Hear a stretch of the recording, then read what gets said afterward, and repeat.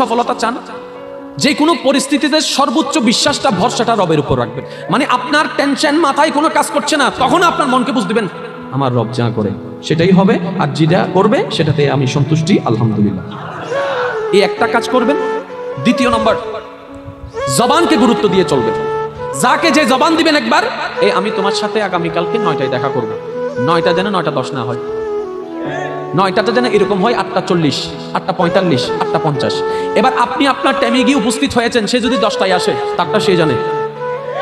আপনি শুধু 3টা মাস আমার কথাটা রাখেন, সময় এবং জবানকে গুরুত্ব দিয়ে কাজ করেন, আপনি কল্পনাও করতে পারবেন না আপনার সময়কে গুরুত্ব দেওয়া যখন আপনি রবের উপর ভরসা করে দেওয়া শুরু করবেন, কি হবে জানেন?